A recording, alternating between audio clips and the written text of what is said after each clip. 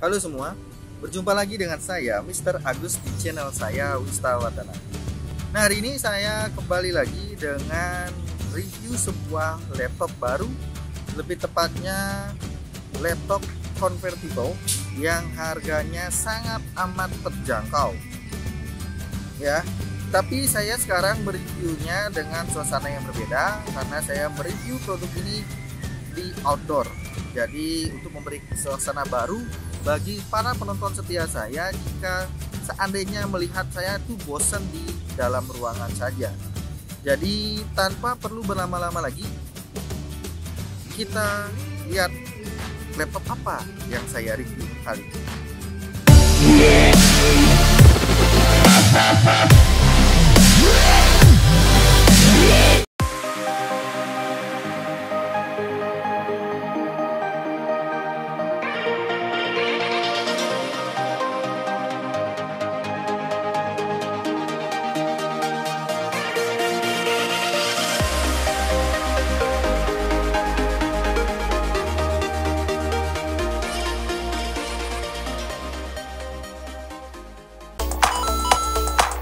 Ini adalah laptop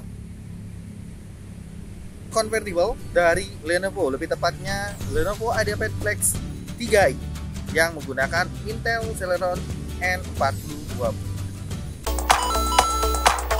Jika kita lihat dari sisi desainnya ini hampir sama seperti Lenovo IdeaPad Flex 5i yang versi high-end yang pernah saya review sebelumnya.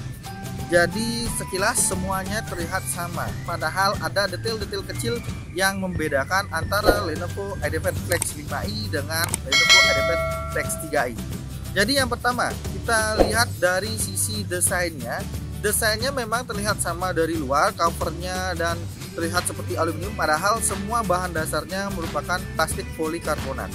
Selain itu, ada logo Lenovo juga di pojok kanan atas dan di pamrest kanan bawah, yang mana ini adalah hal yang mirip seperti Lenovo IdeaPad Flex 5i. Namun hal yang menjadi pembeda di sini adalah kalau IdeaPad Flex 3i di sebelah keyboardnya itu tidak ada apa-apa, melainkan hanya langsung full untuk bagian keyboard. Tapi di IdeaPad Flex 5i ada speaker yang disematkan di sebelah kanan kiri daripada keyboard. Itu yang membedakan antara Lenovo IdeaPad Flex 3i dan 5i. Dan dari segi bobotnya, di sini bobot dari laptop ini juga tentunya lebih ringan karena bobotnya hanya di 1,2 kg dengan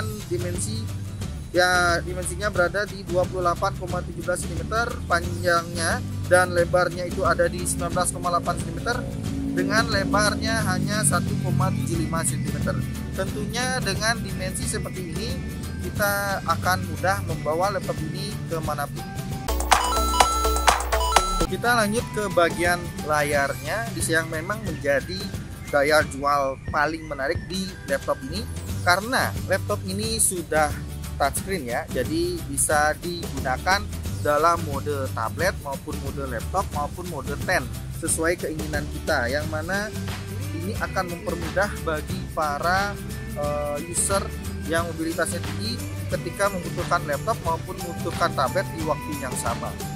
Dan dari segi layarnya di sini resolusinya ada di HD yaitu 1366 x 768 pixel, 120 pixel dengan panelnya IPS 60 Hz yang glossy. Karena layar ini bisa digunakan menjadi tablet maupun mode pen dan mode laptop, sehingga layarnya bisa dibuka sampai 360 derajat. Dengan akurasi warnanya di sini 68 sRGB atau setara dengan 45 NTSC dan tingkat kecerahannya ada di 250 menit. Memang tidak terlalu bagus tingkat kecerahannya, tapi setidaknya cukuplah untuk digunakan indoor maupun outdoor. Tentunya laptop yang berefresh rate 60 Hz seperti ini tidak akan cocok bagi para gamer yang membutuhkan layar yang memiliki refresh rate yang tinggi. Tapi setidaknya bagi para pekerja ini sudah sangat-sangat mencukupi. Selanjutnya dari segi speakernya diletakkan di bagian bawah daripada laptop ini menggunakan dual stereo speaker. Jadi tidak seperti Lenovo IdeaPad Flex 5i yang menggunakan dual speaker ya, dual stereo speaker yang ditempatkan di sebelah kanan kiri daripada keyboard, tapi ini ditempatkan di bagian bawah keyboard. Yang mana tentunya kualitas suara yang akan dihasilkan itu sangat bergantung dengan alas daripada laptop ini. Semakin solid alasnya, maka suaranya pun akan semakin kencang. Tapi dari yang saya amati, saya sudah coba audio daripada laptop ini, menurut saya ini tidak terlalu bagus dan tidak juga terlalu jelek, jadi biasa-biasa saja. Dan karena saya pernah melihat atau mendengarkan audio dari laptop di kelas harga segini yang lebih kencang daripada ini. Terus dari segi kamera juga menggunakan kamera yang standar dengan resolusinya hanya di 0,9 megapiksel dan bisa merekam video hingga 720p 30 fps. Sudah ada digital video stabilization, dan yang paling menarik adalah video di kameranya ini sudah ditempatkan privasi shutter yang memang tentunya sangat nyaman digunakan dan bisa melindungi privasi kalian. Dari sisi storage atau penyimpanan, di sini Lenovo memberikan SSD NVMe PCIe berkapasitas 256 GB. Jadi tentunya kecepatannya juga sudah melebihi dari SSD SATA ataupun eMMC di kelas harga segini. Karena apa? Biasanya kalau di kelas harga segini ada kemungkinan dimasukkan eMMC sebagai storage penyimpanannya karena untuk menekan harga dan meningkatkan fitur-fitur lainnya. Di sini syukurnya sudah menggunakan SSD, dan di sini setelah saya cek menggunakan Crystal Risma 7, kecepatan write-nya ada di 1220 MB per second dan read-nya ada di 1644 MB per second. Tentunya ini akan mendukung para user ketika ingin menggunakan aplikasi, membuka aplikasi, mengirim dan mengcopy file ataupun proses booting daripada laptop ini. Hal yang sangat biasa bagi Lenovo adalah selalu memberikan keyboard yang nyaman digunakan. Jadi di sini kita diberikan keyboard yang sangat nyaman untuk digunakan, yang mana memang ini bukan full size keyboard yang sudah ada numeric padnya, tapi keyboardnya ini saya rasa sangat nyaman untuk digunakan. Ukuran tombolnya pas, travel distance-nya pas, cuma aero atas dan bawahnya saja yang dipangkas ya, yang ukurannya satu tombol dijadikan dua tombol, sisanya sudah sangat nyaman. Dan khususnya yang paling saya bikin nyaman adalah tombol on off nya sudah terlepas daripada keyboardnya, jadi on off nya diletakkan di bagian sebelah kanan daripada laptop, lebih tepatnya sejajar dengan iPod sebelah kanan. Tentunya ini adalah hal yang menarik yang tentunya saya harap semua brand akan memberikan opsi seperti ini di setiap laptop. Di bagian touchpad-nya, di sini touchpad-nya sangat kecil bagi saya. Mungkin karena ukuran jari saya yang cukup besar, tapi setidaknya harusnya Lenovo bisa memberikan touchpad yang ukurannya lebih luas, karena saya lihat touchpad-nya itu masih memiliki space di ke sebelah kanan daripada pamrest, karena pamrest sebelah kanannya kosong, jadi bisa diperpanjang sampai beberapa senti lagi dan membuat touchpad-nya lebih luas. Tapi dari segi feel menggunakannya, jujur saya rasa ini masih nyaman. Permukaannya licin, mudah digunakan, sudah mendukung multitouch gesture, penempatannya hampir sejajar dengan spacebar. Meski tidak ada dedicated button untuk klik kanan dan kiri, tapi feel menggunakannya masih sangat nyaman. Jadi saya sangat acungi jempol untuk Lenovo terkait kualitas keyboard dan touchpad. Ada hal yang dipangkas tentunya juga dari Lenovo, karena sudah memberikan fitur laptop convertible di harga yang murah, dan akhirnya Lenovo memangkas bagian lainnya, dan lebih tepatnya di sini di bagian I/O port-nya. Karena apa? I/O port-nya di sini sangat minimalis, jadi hanya ada sedikit I/O port dan tidak adanya USB Type C. Ya, di sebelah kanan daripada laptop ini hanya ada slot micro SD card reader dan USB Type A yang bersebelahan dengan tombol power. Di bagian kiri hanya ada DC in, USB Type A lagi, HDMI dan audio jack combo 3,5 mm.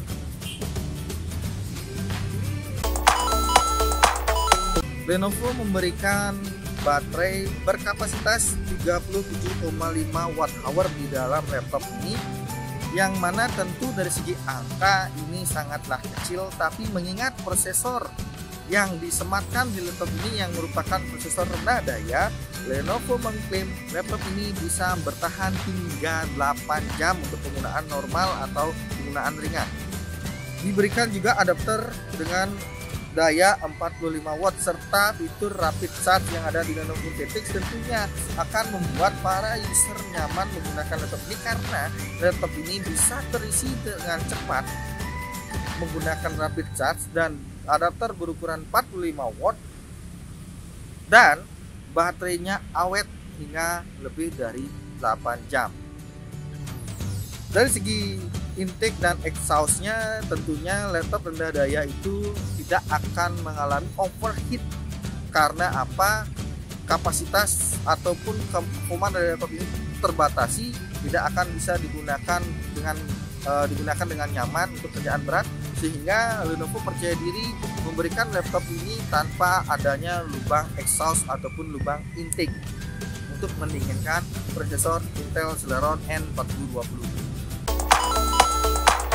Hal lain yang dipangkas dari laptop ini adalah tidak adanya stylus pen. Jadi dalam pembelian tidak ada stylus pen, sehingga para user harus memberi stylus pen secara terpisah. Beda dengan halnya dengan Lenovo IdeaPad Flex 5i yang memang dalam paket penjualannya sudah disematkan fitur stylus pen. Jadi tidak adanya fitur stylus pen, infrared kamera, dan fingerprint scanner merupakan hal yang menjadi pembeda antara Lenovo IdeaPad Flex 3i dan 5i. Namun bagusnya Lenovo masih memberikan aplikasi Lenovo Vantage yang mana sangat berguna bagi kita ketika ingin mengontrol status hardware seperti storage, penyimpanan, RAM, dan prosesor. Lalu kita juga bisa mengecek status garansi, mengaktifkan mode rapid charge untuk mempercepat proses pengisian daya, fitur conversation mode untuk mengatur daya yang terisi hingga 55 atau 60% saja guna memperpanjang usia baterai, fitur flip to start untuk menghidupkan laptop ketika kita ingin membuka laptop ini tanpa menekan tombol power. Jadi cukup membuka layar daripada laptop ini akan langsung hidup atau booting ya. Selanjutnya ada juga settingan untuk mengatur audio, mikrofon, tampilan warna biru pada layar, dan lain sebagainya. Jadi saya rasa fitur-fitur tersebut sudah sangat membantu bagi para user yang membeli laptop ini. Dan tentu juga jangan lupakan fitur utama daripada laptop ini, di mana laptop ini memiliki layar yang bisa disentuh atau layar touchscreen yang kalian bisa ubah untuk menjadi mode tablet maupun mode laptop.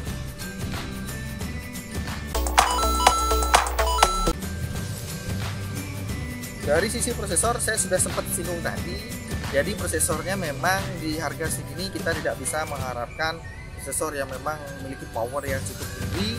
Ya, jadi di sini adalah salah satu bagian yang dipangkas lagi oleh Lenovo, yaitu dari segi prosesornya, yang mana Lenovo memberikan prosesor 2 core 2 thread, yaitu Intel Celeron N4020, 2 core 2 thread yang TDP-nya hanya 6 watt. Kode NIM-nya adalah Gemini dengan fabrikasi 14 nanometer. Kalian berharap bisa lancar menggunakan laptop ini untuk kegiatan berat seperti editing gambar, editing video, dan bermain game berat. Dan jika kalian mengharapkan hal tersebut, janganlah beli laptop yang satu ini. Tentunya di harga segini kita tidak bisa berharap adanya VGA discrete ya. Jadi ini Lenovo hanya memberikan VGA integrated bawaan daripada Intel Celeron, yaitu Intel UHD Graphics 600 dengan 12 eksekusi unit. Di bagian RAM, Lenovo memberikan RAM 4 GB DDR4 2400 MHz single channel, dan ini sudah disolder.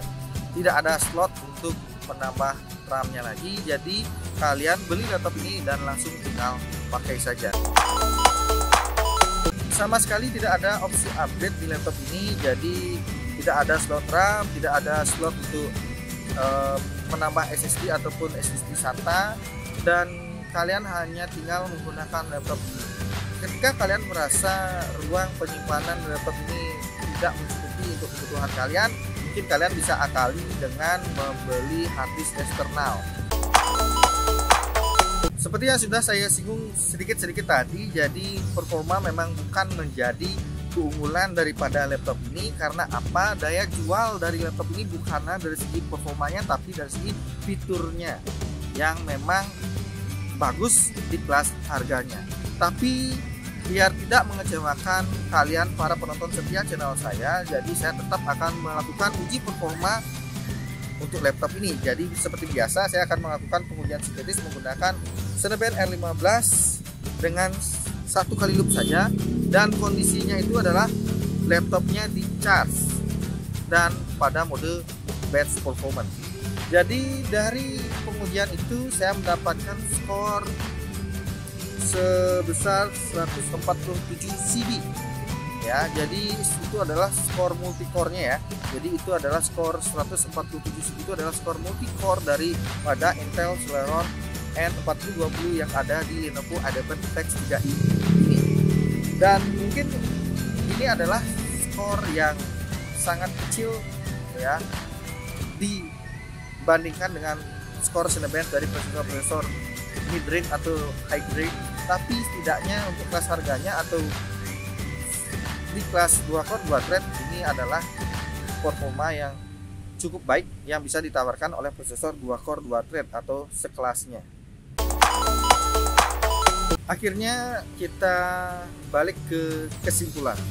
Jadi jika saya bisa simpulkan laptop ini sangatlah cocok bagi para profesional, pekerja ataupun siswa yang ingin belajar dari rumah, ataupun pekerja yang ingin work from home atau bekerja dari rumah, dan yang mobilitasnya tinggi, para eksekutif muda yang mungkin jam terbangnya tinggi dan sering berpergian. Ini adalah pilihan yang tepat, yang tentunya dengan fitur-fitur unggulannya seperti layarnya yang sudah touchscreen, bisa digunakan pada mode laptop, mode tablet ataupun mode pen.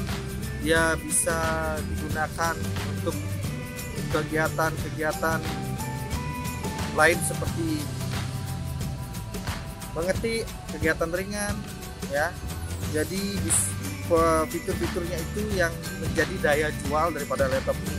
Dan tolong maklumi juga dari segi performa, karena apa? Performanya memang rendah karena memang laptop ini diperuntukkan untuk orang yang memang tidak mementingkan performa, tapi mencari fitur yang memuaskan, fitur yang menarik, fitur yang ada biasanya di laptop belasan juta atau 20 jutaan, tapi bisa didapat dengan harga hanya 5 juta. Mungkin sebagian orang awam akan melihat laptop ini adalah laptop yang mahal jika melihat dari segi desainnya yang elegan, minimalis, keren, seperti menggunakan material aluminium di bagian covernya maupun di bagian pamresnya, meski pada dasarnya dia menggunakan plastik polikarbonat. Dan tentunya fitur touchscreen dan layarnya yang bisa diputar dengan 360 derajat yang membuat laptop ini bisa menjadi mode tablet, bisa menjadi mode 10, dan bisa menjadi mode laptop, tentunya akan membuat orang tertarik akan laptop ini. Padahal laptop ini adalah laptop murah yang harganya cuma 5 jutaan. Di balik murahnya itu, Lenovo memberikan bundling Office Home and Student 2019 yang berarti seumur hidup senilai 1.800.000, Windows 10 original yang sudah ada di laptop ini yaitu pre-install, dan itu saja. Ditambah adapter, buku, garansi dan lain sebagainya, karena laptop ini tidak memberikan tas ataupun paket-paket lainnya. Stylus pen aja nggak ada ya. Tapi setidaknya hal-hal itu bisa dimaklumi dengan fitur laptop ini yang memang sangat menarik di kelas harganya. Mungkin sekian saja yang bisa saya sampaikan terkait review saya tentang produk ini.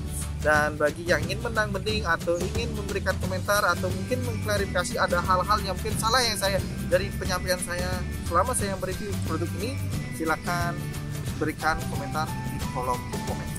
Jadi sekian yang bisa saya sampaikan.